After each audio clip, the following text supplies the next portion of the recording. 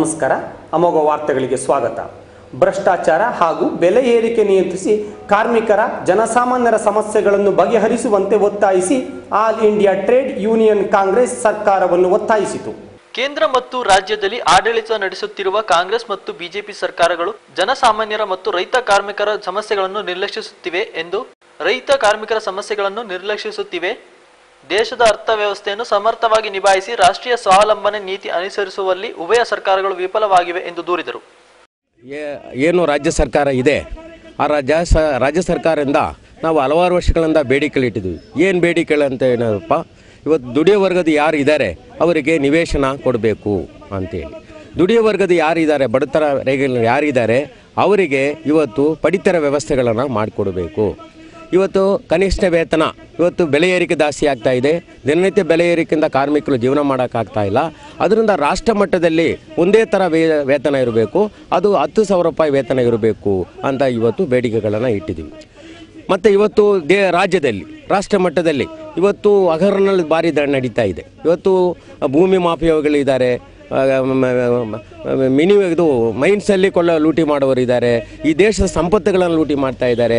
ಅದರಿಂದ ಈ ದೇಶದಲ್ಲಿ ಏನು ಸಂಪತ್ತುಗಳಿದೆ ಅದು ಅನ್ಯಾಯ ಆಗ್ತಾ ಇದೆ, ಅದು ದೇಶಕ್ಕೆ ಏನು ಆರ್ಥಿಕವಾಗಿ ತೊಂದರೆಗಳಾಗ್ತಾ ಇದೆ.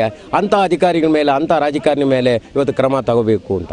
ಅದಕ್ಕೆ ಇವತ್ತು ಲೋಕಾಯುಕ್ತ ವರದಿ ಏನಿದೆ, ಸಂತೋಷ್ ಹೆಗಡೆ ಅವರು ವರದಿ ಕೊಟ್ಟಿದ್ದಾರೆ. ಈ ರಾಜ್ಯದಲ್ಲಿ ಇಂಥ ಒಂದು ಲೂಟಿ ಮಾಡ್ತಾ ಇದ್ದಾರೆ, ರಾಜಕಾರಣಿಗಳು ಇನ್ವಾಲ್ವ್ ಆಗಿದ್ದಾರೆ, ಅಧಿಕಾರಿಗಳು ಇನ್ವಾಲ್ವ್ ಆಗಿದ್ದಾರೆ, ಅವ್ರ ಮೇಲೆ ಕ್ರಮ ತಗೋಬೇಕು ಅಂತ ಒಂದು ರಿಪೋರ್ಟನ್ನು ಕೊಟ್ಟಿದ್ದಾರೆ.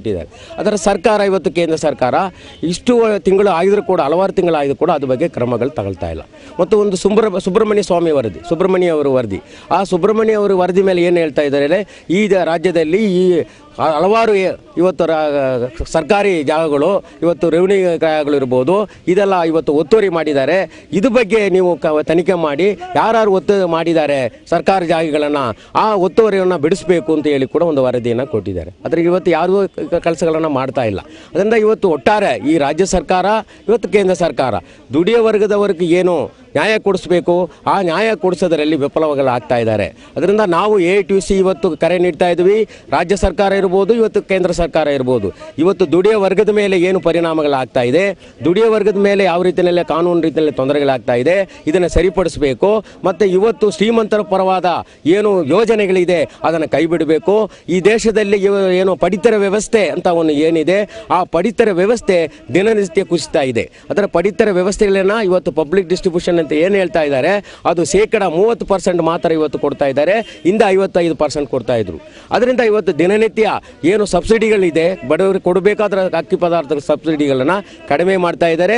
ಮುಂದಿನ ದಿನಗಳಲ್ಲಿ ಈ ಸಬ್ಸಿಡಿಯನ್ನು ತೆಗೆಯೋಕ್ಕೆ ಇವತ್ತು ಪ್ರಯತ್ನಗಳು ನಡೀತಾ ಇದೆ. ಅದರಿಂದ ನಾವು ಇವತ್ತು ಕೇಂದ್ರ ಸರ್ಕಾರಕ್ಕೆ ಮತ್ತು ರಾಜ್ಯ ಸರ್ಕಾರಕ್ಕೆ ಹೇಳೋದು, ದುಡಿಯೋ ವರ್ಗದ ಮೇಲೆ ಆಗುವ ಅನ್ಯಾಯಗಳಿಗೆ, ಇವತ್ತು ಬಡವರ ಮೇಲೆ ಆಗುವ ಅನ್ಯಾಯಗಳಿಗೆ ಸರಿಪಡಿಸಬೇಕು. ಅವರಿಗೆ ಪಡಿತರ ವ್ಯವಸ್ಥೆ ಇವತ್ತು ಯೂನಿವರ್ಸಲ್ ಆಗಿ ಕೊಡಬೇಕು. ಒಬ್ಬ ಫ್ಯಾಮಿಲಿಗೆ 35 kg ಅಕ್ಕಿ ಇವತ್ತು ಸಿಗಬೇಕು, ಅದು 2 ರೂಪಾಯಿನಲ್ಲಿ ಕೊಡಬೇಕು ಅಂತ ಇವತ್ತು ಏನು ಒತ್ತಡಗಳಿದೆ ಅದನ್ನು ಜಾರಿ ಮಾಡಬೇಕು. ನಿವೇಶನ ಇವತ್ತು ಯಾರು ದುಡಿಯೋ ವರ್ಗದ ಜನ ಇದ್ದಾನೆ, ಬಡವರು ಇದ್ದಾರೆ, ಅವನಿಗೆ ನಿವೇಶನ ಸರ್ಕಾರಕ್ಕೆ ಇವತ್ತು ಪುಕ್ಕಟ್ಟಾಗಿ ಅವರಿಗೆ ವಿನಿಯೋಗ ಮಾಡಬೇಕು. ಇವತ್ತು ಏನು ಕರಪ್ಷನ್ ಇದೆ, ಈ ಕರಪ್ಷನ್ ಬಗ್ಗೆ ಇನ್ನೂ ತೀವ್ರವಾದ ಒಂದು ವಿಚಾರಗಳನ್ನ ಸರ್ಕಾರ ತಗೊಳ್ಬೇಕು. ಇಂಥ ವಿಚಾರಗಳನ್ನ ಒತ್ತಾಯ ಮಾಡಿ ನಮ್ಮ AITUC ಹೋರಾಟ ಮಾಡ್ತಾ ಇದೆ. ಮುಂದಿನ ದಿನಗಳಲ್ಲಿ ಈ ಸರ್ಕಾರದ ಏನು ಅಧಿಕಾರಿಗಳಿದ್ದಾರೆ, ಈ ಸರ್ಕಾರದ ಏನು ರಾಜಕಾರಣಿಗಳಿದ್ದಾರೆ, ಇದೇ ರೀತಿಯಲ್ಲಿ ಆಡಳಿತ ಮಾಡಿದರೆ ಈ ದುಡಿಯೋ ವರ್ಗದವರು ಒಂದು ಎಚ್ಚರಿಕೆ ನೀಡಿ ಒಂದು ದೊಡ್ಡ ಚಳವಳಿಗಳನ್ನ, ಒಂದು ರೆವಲ್ಯೂಷನ್ ಚಳವಳಿಗಳನ್ನ ಮಾಡ್ತಾರೆ. ಅದಕ್ಕೆ ಈ ಸರ್ಕಾರನೇ ಹೊಣೆ ಆಗುತ್ತೆ. ಈ ಸರ್ಕಾರನ ಬದಲಾವಣೆ ಮಾಡೋಕ್ಕೆ ಒಂದು ಸಾಧ್ಯತೆಗಳು ಕೂಡ ಇದೆ ಅಂತೇಳಿ AITUC ಪರವಾಗಿ ನಾನು ಹೇಳ್ಕೊಳ್ತಾ ಇದ್ದೀನಿ. ಕಡೂರಿನ ಸಂತೋಷ್ ಟ್ರ್ಯಾಕ್ಟರ್ ಶೋರೂಮ್ನ ಮಾಲೀಕ ಸಂತೋಷರಿಂದ ಸಾರ್ವಜನಿಕರಿಗೆ ವಂಚನೆಯಾಗಿದೆ ಎಂದು ಕರ್ನಾಟಕ ರಾಜ್ಯ ರೈತ ಸಂಘ ಹಾಗೂ ಹಸಿರು ಸೇನೆ ಆರೋಪಿಸಿತು. ಪತ್ರಿಕಾಗೋಷ್ಠಿಯನ್ನು ಉದ್ದೇಶಿಸಿ ಮಾತನಾಡಿದ ರೈತ ಸಂಘದ ಅಧ್ಯಕ್ಷ ಕೃಷ್ಣೇಗೌಡ, ಸಕರಾಯಪಟ್ಟಣದ ಬ್ಯಾಲದಾಳು ಗ್ರಾಮದ ವಾಸಿ ಕಮಲಬಾಯಿ ಅವರು ಅವಿದ್ಯಾವಂತರಾಗಿದ್ದು ಅವರಿಗೆ ಕಳಪೆ ದರ್ಜೆಯ ಟ್ರ್ಯಾಕ್ಟರ್ ನೀಡಿದ್ದು ಅಲ್ಲದೆ ಫೈನಾನ್ಸ್ ಕೊಡಿಸುವ ನೆಪದಲ್ಲಿ ಕಮಲಬಾಯಿ ಅವರ ಚೆಕ್ ದುರ್ಬಳಕೆ ಮಾಡಿ ಅವರ ಮೇಲೆ ಜಾತಿ ನಿಂದನೆ ಮಾಡಿರುತ್ತಾರೆ. ಇದಕ್ಕೆ ಸಂಬಂಧಿಸಿದಂತೆ ಪೊಲೀಸರಿಗೆ ದೂರು ನೀಡಿದ್ದರೂ ಯಾವುದೇ ಕ್ರಮ ಕೈಗೊಂಡಿರುವುದಿಲ್ಲ. ತಪ್ಪಿತಸ್ಥರ ವಿರುದ್ಧ ಜಿಲ್ಲಾಧಿಕಾರಿಗಳು ಕ್ರಮ ಕೈಗೊಳ್ಳುವಂತೆ ಮನವಿ ಮಾಡಿದರು. ಪತ್ರಿಕಾಗೋಷ್ಠಿಯಲ್ಲಿ ಶಶಿಧರ್, ಮಂಜುನಾಥ್, ರಮೇಶ್ ಮುಂತಾದವರು ಹಾಜರಿದ್ದರು. ಜನತಾದಳ ಪಕ್ಷವು ದಲಿತರಿಗೆ, ಬಡವರಿಗೆ, ರೈತರಿಗೆ ಮೊದಲ ಆದ್ಯತೆ ನೀಡುವುದು ಎಂದು JDS ಜಿಲ್ಲಾ ಅಧ್ಯಕ್ಷ HH ದೇವರಾಜ್ ತಿಳಿಸಿದರು. ಪತ್ರಿಕಾಗೋಷ್ಠಿಯನ್ನು ಉದ್ದೇಶಿಸಿ ಮಾತನಾಡಿದ ಅವರು, ರಾಜ್ಯ ಸರ್ಕಾರವು ಅಡಿಕೆ, ಕಾಫಿ ಬೆಳೆಗಾರರಿಗೂ BPL ಕಾರ್ಡ್ ನೀಡಿದ್ದು ವಿವಾದ ಸೃಷ್ಟಿಸಿದೆ. ಉದ್ಯೋಗ ಖಾತ್ರಿ ಯೋಜನೆ ಭ್ರಷ್ಟಾಚಾರಕ್ಕೆ ಒಳಪಟ್ಟಿದ್ದು ಇದರ ಬಗ್ಗೆ ತನಿಖೆಯಾಗಬೇಕು ಎಂದು ಒತ್ತಾಯಿಸಿದರು. 5,71,000 ಕಾರ್ಡೇನು ಅಕ್ರಮವಾಗಿ ಹೊಂದಿದ್ದಾರೆ ಅಂತ ಹೇಳಿದ್ದಾರೆ ಜೀವರಾಜರವರು. ಇದಕ್ಕೆ ಪ್ರೇರಕ ಶಕ್ತಿನೇ BJP ಸರ್ಕಾರ, ಈ ಅಕ್ರಮ ಕಾರ್ಡ್ ಹೊಂದಿರೋದಕ್ಕೆ. ನಿಮಗೇನಾದರೂ ನೈತಿಕತೆ ಇದ್ದರೆ, ಶಕ್ತಿ ಇದ್ದರೆ, ಕಾಳಜಿ ಇದ್ದರೆ ದಯಮಾಡಿ ಅವತ್ತಿನ ಸರ್ಕಾರ ಯಾವುದಿತ್ತು ಆ ಸರ್ಕಾರದ ಪ್ರತಿನಿಧಿಗಳು ಯಾರ್ಯಾರಿದ್ರು ಅವ್ರ ಮೇಲೆ ಮೊದಲು ಕ್ರಿಮಿನಲ್ ಮೊಕದ್ದಮೆ ಹಾಕಬೇಕು ಅಂತೇಳಿ ಒತ್ತಾಯ ಮಾಡ್ತಾ ಇದ್ದೀವಿ ನಾವು ಇವತ್ತು. ಪತ್ರಿಕಾಗೋಷ್ಠಿಯಲ್ಲಿ ಪ್ರಧಾನ ಕಾರ್ಯದರ್ಶಿ ಚಂದ್ರಪ್ಪ, ಕೃಷ್ಣೇಗೌಡ, MD ರಮೇಶ್ ಮುಂತಾದವರು ಹಾಜರಿದ್ದರು. ಶ್ರೀಕೃಷ್ಣ ಜನ್ಮಾಷ್ಟಮಿಯ ಪ್ರಯುಕ್ತ ಇಂದು ನಗರದಲ್ಲಿ ಮೊಸರು ಮಡಿಕೆ ಹೊಡೆಯುವ ವಾಡಿಕೆ ಕಾರ್ಯಕ್ರಮವನ್ನು ಹಮ್ಮಿಕೊಳ್ಳಲಾಗಿತ್ತು. ಇಂದು ನಗರದ ಪ್ರಮುಖ ರಸ್ತೆಗಳಲ್ಲಿ ವಿಶ್ವ ಹಿಂದೂ ಪರಿಷತ್ ಸಂಘಟನೆಯ ಕಾರ್ಯಕರ್ತರು ಮೊಸರು ಕುಡಿಕೆಗಳನ್ನು ತ್ರಿಕೋನ ಆಕೃತಿಯನ್ನು ರಚಿಸಿ ಹೊಡೆದರು.